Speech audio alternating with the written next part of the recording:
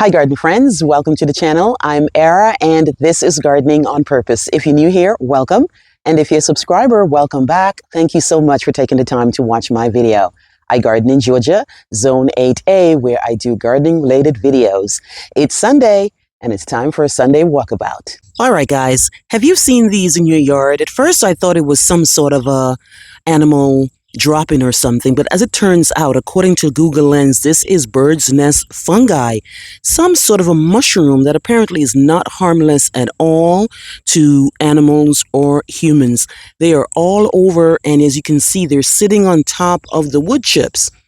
So that's good to know. It's just that I was worried because they just was showing up all over the place. But apparently it says it's really great to help break down soil and break down organic matter. So I'm definitely not going to stress about it too much. But this is what they look like in my backyard. Let me know if you see these and what you do about them. Here's an example of why I say I always plant above the soil grade. 1.5 to 2 inches above the soil grade because I have clay. Clay stays wetter longer. And plants do sink over a period of time. So even though they do sink, they still stay above the soil grade, right? This is a coneflower, as you can tell, but this coneflower is not doing great. I planted this guy the same time I planted this guy. And look at the difference, right? This guy here is still above the soil grade, but this guy here sunk. I'm not sure why, because I definitely would not have planted it below the soil grade. It is so bad, guys. I'm going in here and I can't see the top of the plant at the root ball. I can't see the root ball.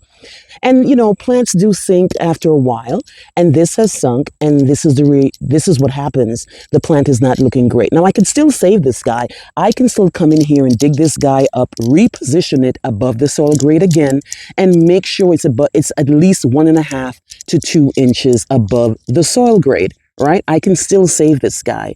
The problem is I wasn't able to save another one. Right? So that's a Cheyenne Spirit coneflower, right? That the bees are still loving on, but the plant itself is not looking the greatest. This guy here, he's not going to make it. He's pretty much dead. You can barely see what I'm talking about. You see those 2 sticks right there? Coneflowers come back for me reliably without a problem. But this guy here is so far below the soil grade, me having clay, the actual plant drowned. You can tell it drowned. I can't see the top of the plant. So that's definitely why I always say that. So what I'm going to do, I do have an extra coneflower I can put here, but this is a prime example to definitely plant above the grade. So if it sinks, because you can't stop plants from sinking, right? That's just a matter of gravity and all that good stuff. So this is not going to make it. This guy, he's dead. I mean, he's completely gone, right? Look at that. I'm pulling it off. Look at that. Gone.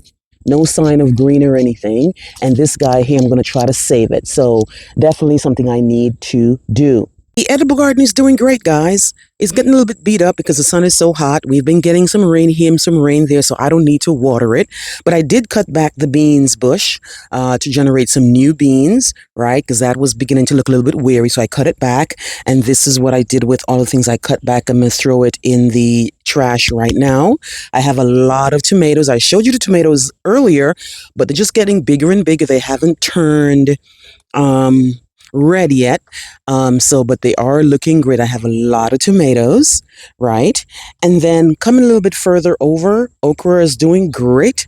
Love me some okra. I have a whole bunch of okra. I steam my okra. A lot of the people that I tell that I have okra, the first thing they ask me is how do I make them or what do I do? The people that told me that, they usually, you know, they'll bread it and fry it. I just like a steamed okra. That's pretty much it, right? I grew up eating okra. It's not, you know, it's a really great and nutritious vegetable. I really, really like it.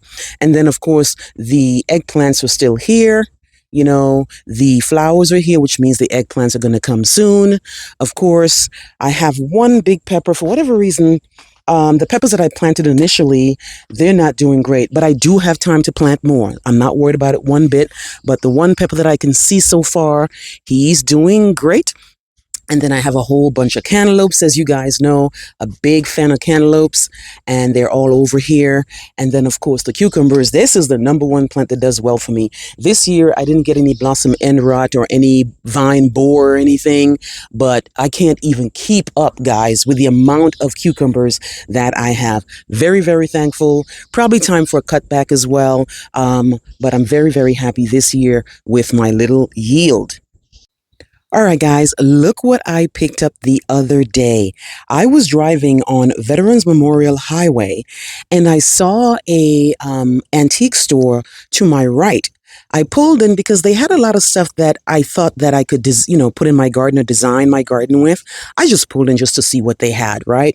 And I picked up these beauties here. These are planters, right? How nice is that? Now, they did have a white one that had like more of a swing like with a planter would be in a swing like design, but it wasn't steady, so I got these. I actually told the lady I was gonna spray paint them black, and she was like, no, don't spray paint them. So I don't know what I'm gonna do with them, but I liked them so much. Now, these were usually $68 each, and that's an antique price, I guess, right? I got $10 off each, so they ended up only being 58.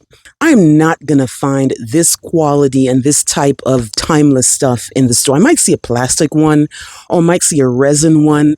And even if I do see a steel or an iron one or something made of metal, I don't know if it's going to have the intricacy or I'm going to get it for $58. But I really, really like them. Have no idea where I'm going to put them right now. But let me know what you think of them and if you have anything like this.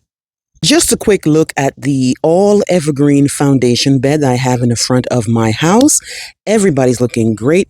I got boxwoods, camellias, nandinas, liriope, hollies, azaleas, and all kinds of stuff in here that are looking great right now.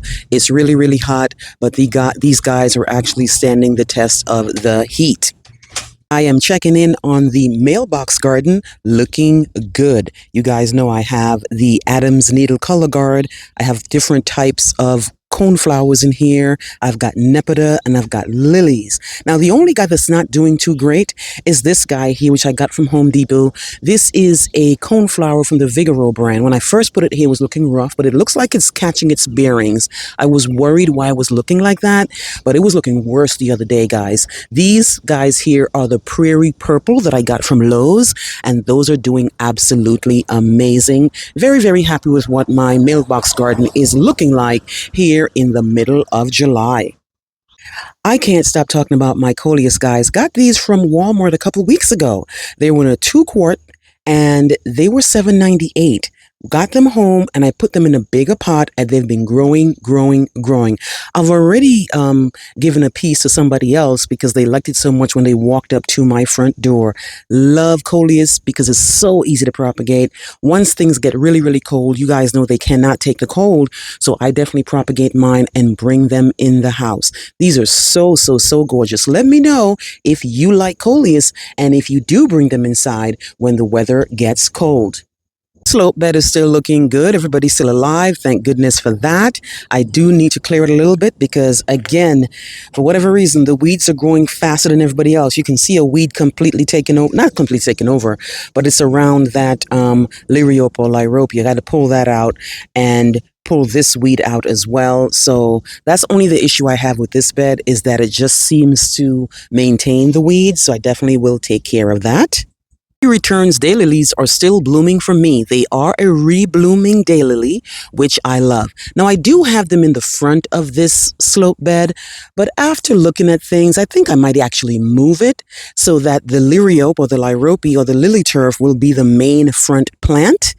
Let me know what you think about that because the reason I had put the daylily in the front and now I think it's too close to the liriope is because I wanted some sort of a blooming color before the liriope bloom because of course the liriope is blooming and it blooms purple, but then I have the daylily right there and the daylily will grow bigger and bigger, which will be a nuisance to the liriope later on.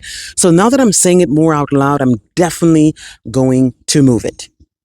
All right, guys, so these are the Asiatic lilies that I had gotten from Walmart for $3 over a month ago, and I still haven't planted them out. And you might have noticed that I haven't really planted anything. I haven't had a video out showing me planting anything because it's just too hot. I really don't plant things in July. You know, July is maintenance, weeding, and watering, right? It's going to get even worse because it's only the middle of July. It's going to get worse in end of July and the first week and second weeks in August. And when you plant stuff during the dead of the summer, it's going to stress the plant out. Now, this is not a typical plant. This is a bulb but I needed to actually plant it so that it can settle in and get ready for the winter and ultimately for next spring. But I definitely will show a video when I finally put these guys in the ground. This is my Moonshine yarrow that I love and does really, really well for me. To be honest, a little bit too well. Now, it needs to be cut back. I am not worried about it. I'm not going to cut anything back in the dead of this heat because it's just going to stress the plant out, right? I'm going to wait until things cool down. But this needs to come out. It's taking up too much space in this bed. I could actually have two more little things in here. But because the Moonshine yarrow does so well and spreads all over the place, I'm going to dig it up when things get cooler, and I'm going to put it in a container to try to control it.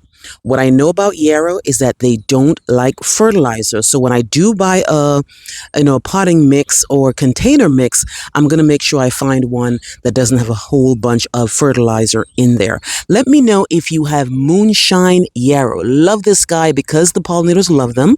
They have a flat surface so that the pollinators can land easy without having to fight to get into the nectar.